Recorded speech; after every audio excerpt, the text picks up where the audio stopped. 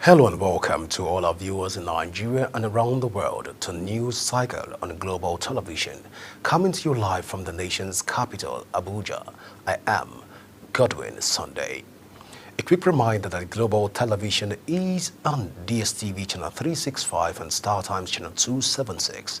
You can download the Global TV Nigerian mobile app for Android and iOS devices to keep track of our broadcasts. And now to the news.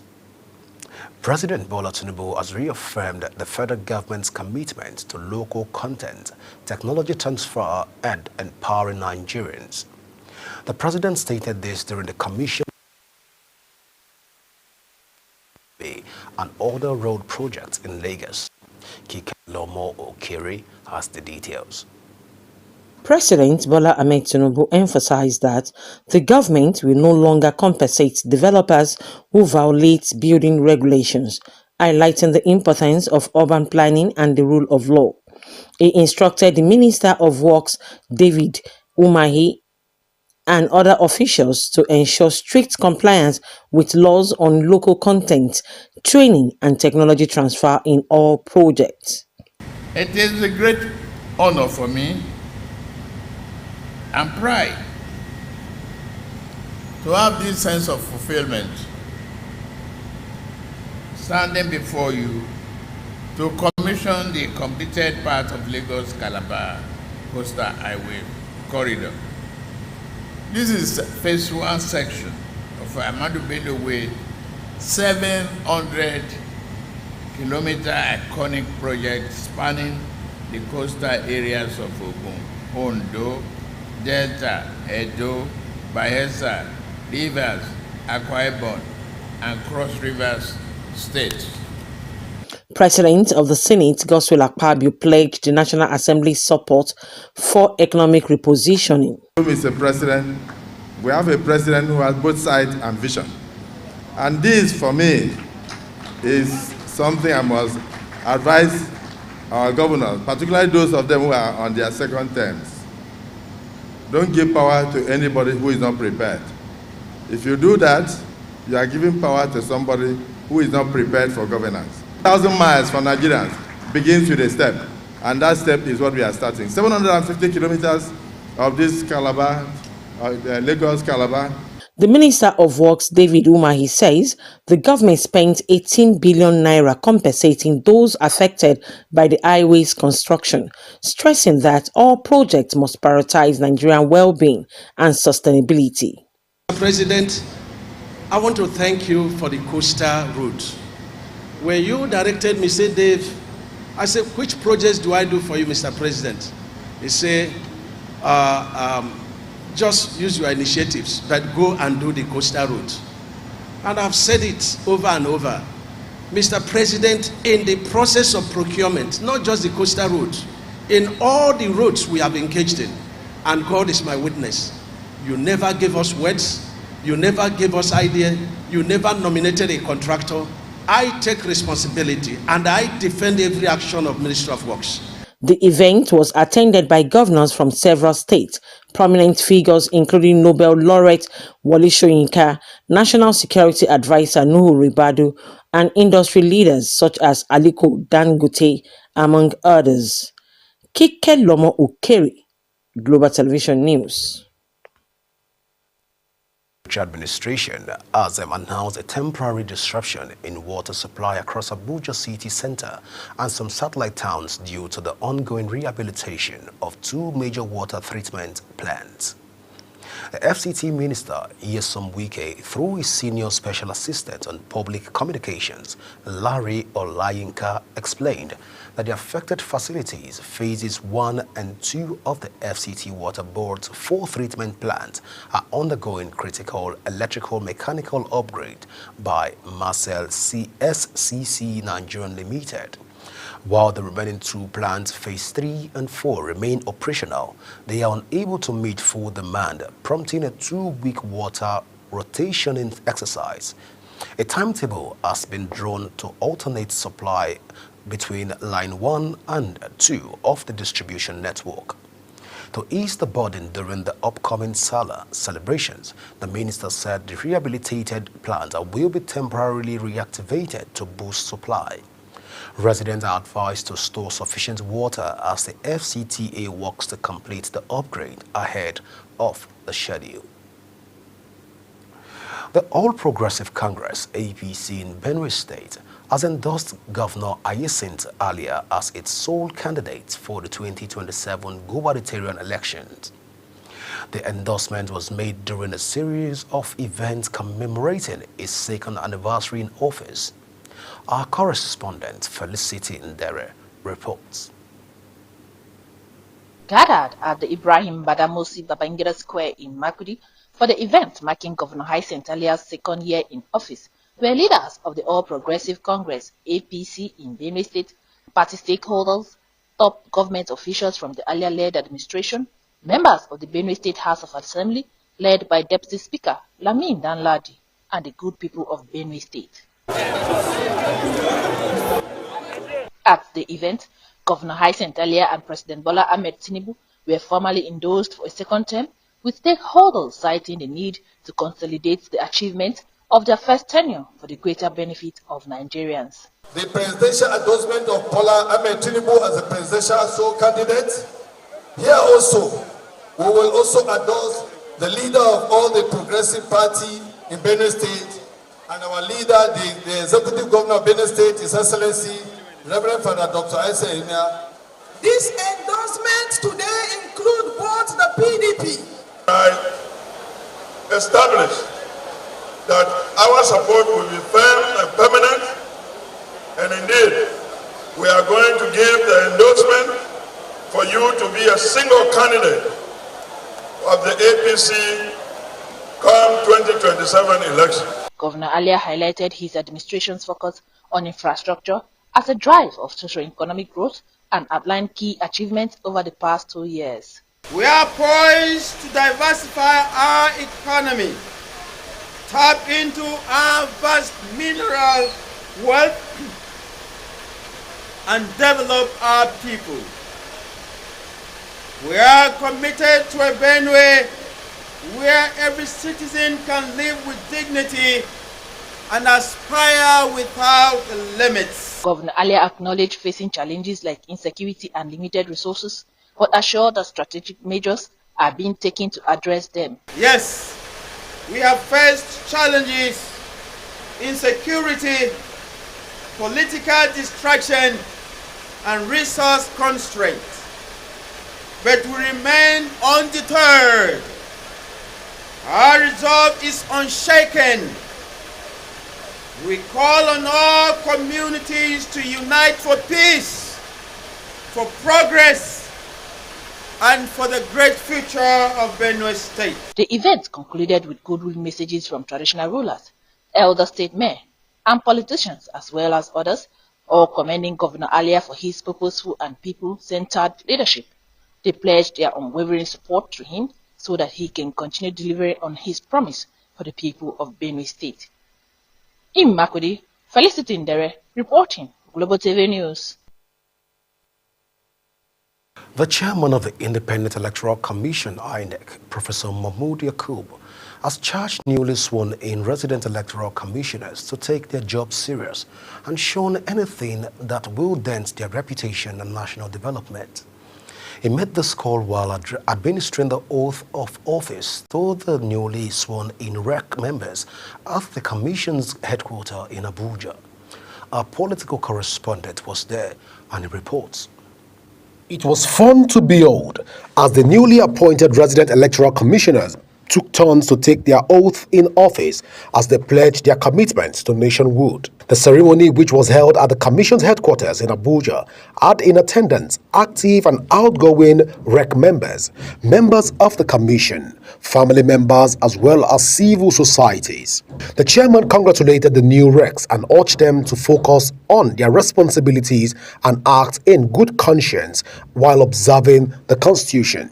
He also seized the opportunity to assign the newly sworn RECs to their new place of responsibility. It is therefore appropriate to start by congratulating the new RECs that have just taken the oath of office. The conduct of elections is not only a huge responsibility, but also a sacred duty. Responding on behalf of the newly sworn resident electoral commissioners, Sahad Idris, recently assigned Gombe State Rec, thanked the chairman for the confidence reposed on them and pledged to maintain the standard of the commission at all times. Has the details.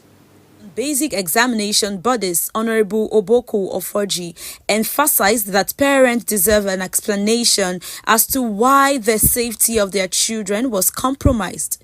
The committee had earlier summoned WAEC's leadership to account for what it described as alarming irregularities in the conduct of the ongoing examination. During the meeting, Honorable Ofoji offered an apology to Nigerian parents and the general public for the disturbing incident, notably the report of the exam being conducted around midnight in certain locations.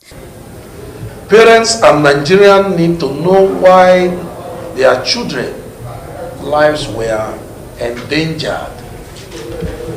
It is expected that WAEC as a body live up to its responsibility of organizing these examinations with high standard, diligence, and proper duty of care. Representing WAEC at the hearing, Senior Assistant Registrar and Zonal Coordinator Ambrose Okelezo informed the committee that the head of WAEC Nigeria was unable to attend due to an emergency meeting with the registrar and heads of other national offices. Okelezo appealed for the section to be rescheduled to Monday, allowing the WAEC head to appear in person and address the concerns raised. However, this request was met with strong resistance from members of the committee. Honorable Awaji Nnombek Abiente sharply criticized the absence, insisting that WAEC leadership could not dictate the terms of its appearance before the House. I had my exams. It was not like this. It has never been this bad. And it is under this same condition that you are proposing to have compulsory computer-based tests. How many schools in this country have computer for their students? How many schools? Echoing the outrage, Honorable Billy Osawaru expressed similar concerns and moved a motion seconded by Honorable Abiente for the adjournment of the hearing until WAEC head could appear personally. The motion was unanimously adopted and resolved to reconvene on Monday, June 2nd. Sharon Ajay reporting for Global TV News. Watching the live broadcast of News Cycle. When News Cycle returns, Ivory Coast opposition call for election reforms ahead of vote. Details coming shortly, plus foreign and sports stories on the other side of this break. Please stay with us.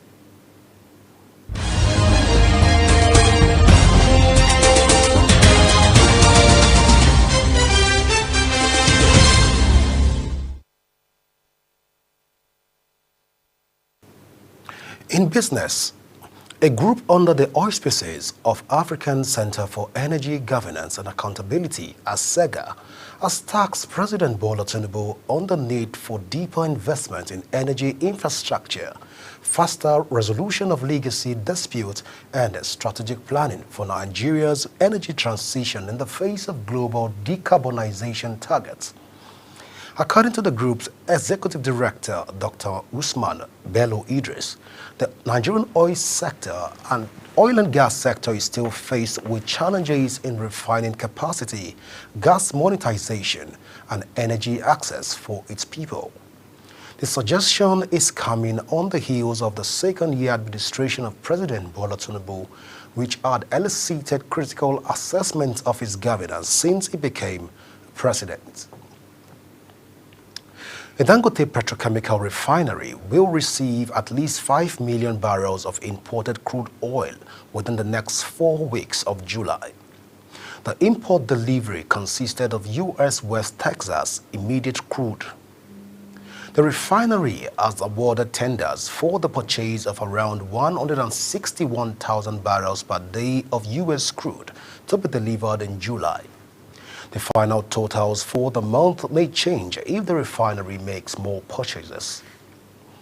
Meanwhile, Nigerian crude exports to the United States increased from 358,000 barrels per day to 364,000 barrels per day after the Dangote Petroleum Refinery reduced its daily fuel production between April and May 2025.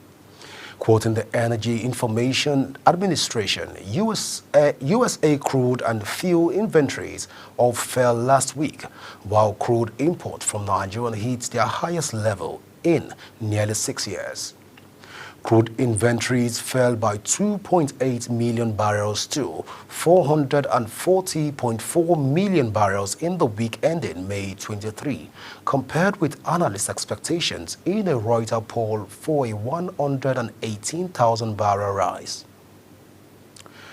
The African Business Development Bank says Nigeria is losing about 8.8 billion naira every year due to its large informal economy in its 2025 African Economic Outlook report.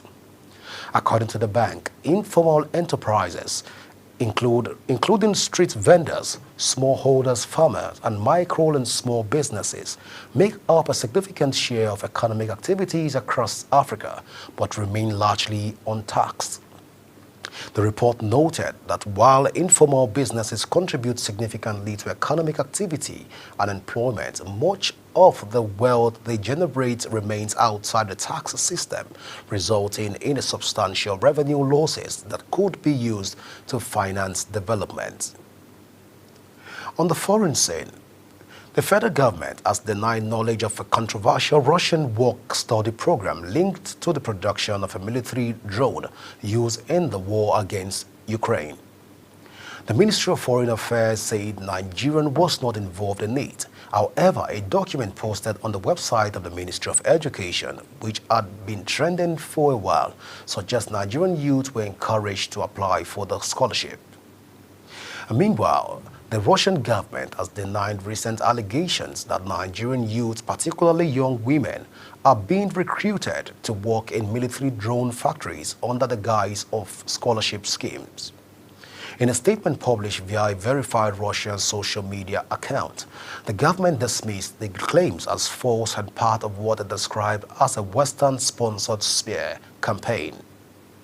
Russian government noted that the statement was in response to growing media coverage, particularly in Nigerian outlets, concerning the activity as the Special Economic Zone in Alabuga, Tatarstan, and added that the statement suggested that Nigerian students recruited under the Vocational Scholarship Program were being engaged in military drone assembly for the ongoing conflict in Ukraine. The Ivory Coast political opposition, an alliance of parties known as the Coalition for a Peaceful Alternation, has called for political dialogue with the ruling party, Rally of the Republicans, RDR, 5 months ahead of the presidential elections. Opposition leader denounced President Alassane Ouattara's potential candidacy, as well as the exclusion of several political figures from the electoral list, including banker Tijani Thiam, former Chief Executive Officer and CEO of Swiss Bank Credit Suisse. To allow the candidacy of all political leaders, the country's former First Lady, Simeon Gbagbo, asked President Alassane Ouattara to take the pen to write an amnesty law that will erase everything.